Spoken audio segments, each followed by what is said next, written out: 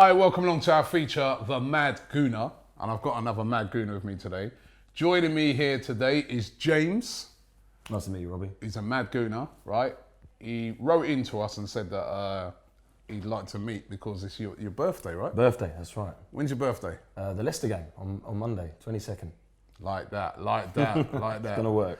Oh, so listen, you wrote in, said you wanted to meet. We're meeting. We are. We're meeting, right? It's a pleasure. It's a pleasure. And you know, I like how your birthday falls on that Leicester game. We'll talk about that Leicester game, but just before we get to that, how did you become a Gooner?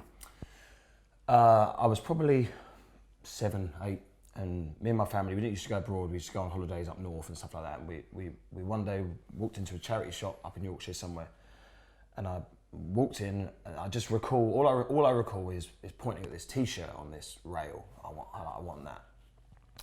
It was like, I don't know, £1 or something. My parents bought it for me, and it just happened to be an Arsenal football shirt.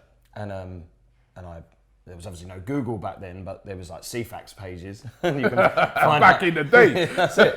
Rolling back the years, and had a look, and it just kind of snowballed from there. And then obviously Arsenal became the name in my mind, and then bought like VHS tapes of Arsenal back in the day, and started to record things like Match of the Day and things like that. And then within a couple of weeks of getting this T-shirt, I have another memory of going into a local sports shop with my dad and wanting Platt 7 on the back, and got that printed by the old man who didn't know how to use the press machine properly. He had like burns all over his fingers. But yeah, and it went from there, really. Wow. I love these stories of how people got into Arsenal. So, you know what, you could have walked into that shop. Now let me give you a little, Halloween's coming up, right? I'll give you a horror story. You could have walked into that shop. It could have been a Tottenham shirt. I know, it could have been so different. Right, it could have been so different.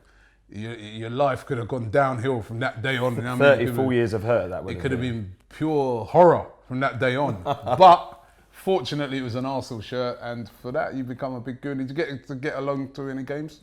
Yeah, so within like a year or so of that, or maybe a couple of years, I went to my first one. That was a Highbury. That was Everton. That was, if I remember right, Bergkamp, Vieira, Merson scored. We won 3-1. And the lasting memory from that, Robbie, is, and something the Emirates doesn't quite come to. My biggest memory of that, I remember the goals kind of. I remember Duncan Ferguson scoring a header in the 90th minute. But what I really remember is when it got exciting and you stand up and those seats hit the back of the thing and you hear that like Mexican wave of sound of the seats, man. That was the one. Yeah, that was the thing. It was a good atmosphere at Highbury, and I do miss it. And the Emirates has just not been able to recapture that over the years, has it? Not quite. Do you know what? It's funny enough. I was chatting to my neighbour who's a Spurs fan, and he was talking about like some of the things they're trying to implement with their new stadium. And obviously they've looked at the Emirates and various other stadiums, Etihad and that, and the problems they've had, and they're trying to, make sure that they don't have them same sort of problems. Like I remember at the Emirates, when we all first moved to the Emirates, they just basically said, yeah, go and choose your seat.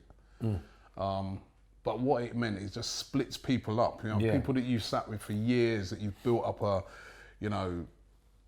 mean, I suppose, listen, you move into a new place, you're going to meet new people, but I don't know, people that used to sing, they didn't keep those people together, and now we've, it's just been an eternal problem at the Emirates. And that humanised effect, when like you say, you've built rapport up, relationship with people that you've sat with for years, whether that's a Highbury or the Emirates, there's a comfortability. So you feel together, you feel as one. Like you say, you feel you can vocalise yourself as when you're being a kind of natural fan. When you don't feel that way and you're getting used to your surroundings, it's harder to do that, harder to express yourself in a natural way, and you get this you do get a quietening of the crowd, you get this sort of dumbing down of the atmosphere, people building new things. Well listen, Monday, it's your birthday, we're playing Leicester, Arsenal been going along nicely, Very nicely, but that's going to be a tough game, Leicester. They always give us a tough game. Remember the first game of the season. Oh mate! Last year they gave us. I mean, that was one of the game of the seasons. We came out on top.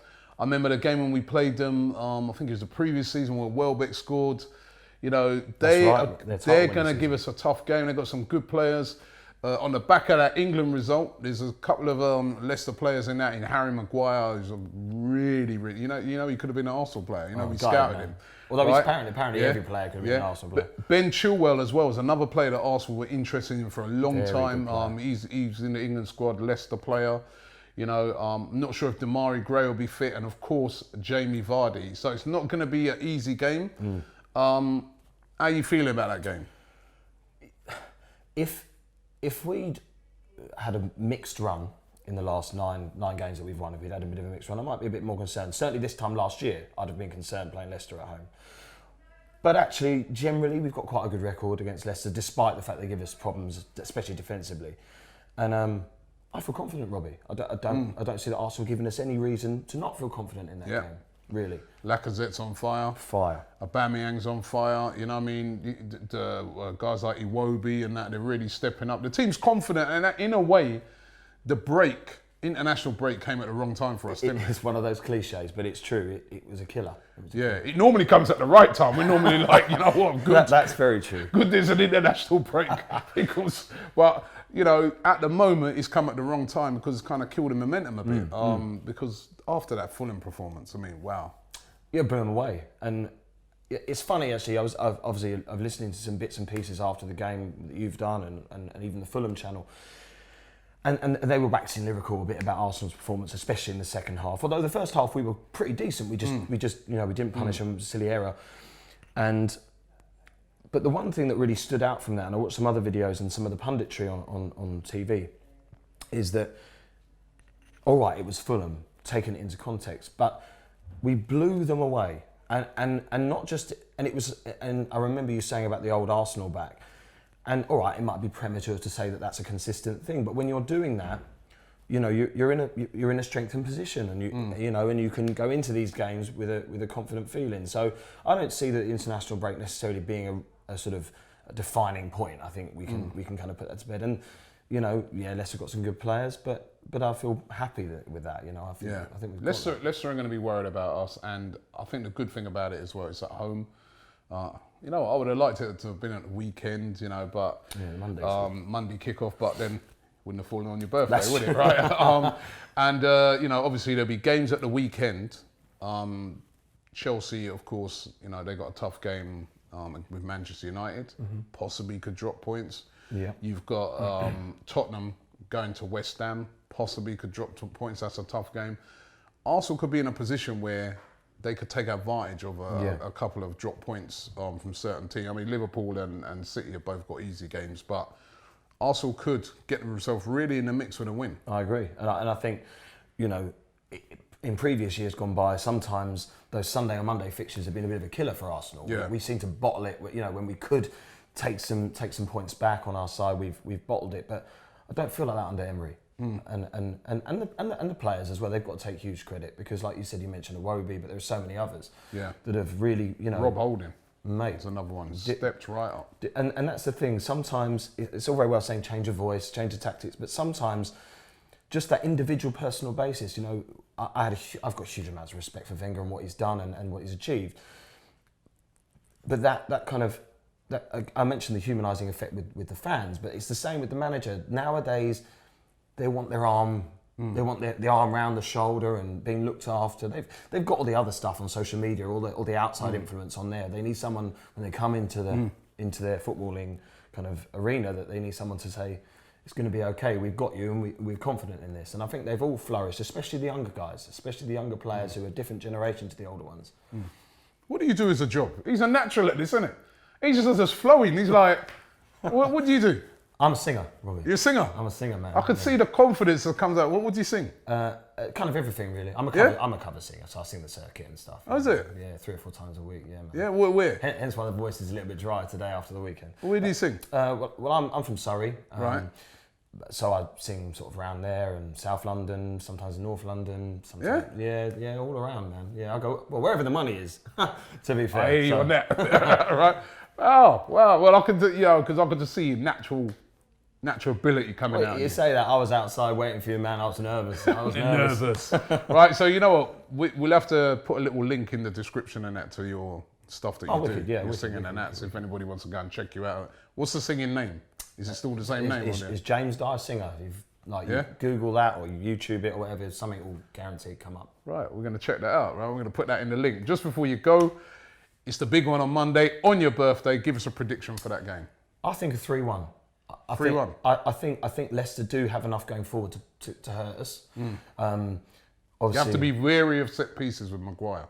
100%. And I think as well they've got some really good quality in delivery. Yeah. You know, Chilwell is one who can deliver, but they've got some other players, and Vardy is a thorn. You know, if he's fit and always plays, scores against us. He does. So I think a 3-1. I see a start for Iwobi. I think he absolutely deserves it. You know, and do you know what? I know the Ramsey contract situation has been monopolising the news a lot, but I'm concerned about Welbeck's because he's in a similar position, and he's one of those players. If I was a football manager at the top level, he's a player that I would love in my dressing room. So I hope he gets an opportunity, and I think 3-1 is a fair scoreline.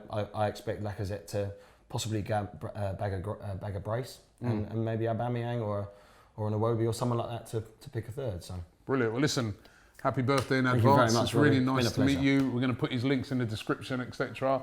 And I'll go with that as well. I fancy a bit of 3-1 as well against Leicester. And don't forget, if you want to be sat here on the couch with me, talking all things Arsenal, let us know who you are. We'll leave the address in the description where you can get in contact with us. We'll get loads of people getting in contact at the moment. And every week we're going to try and get somebody in. Thanks for watching.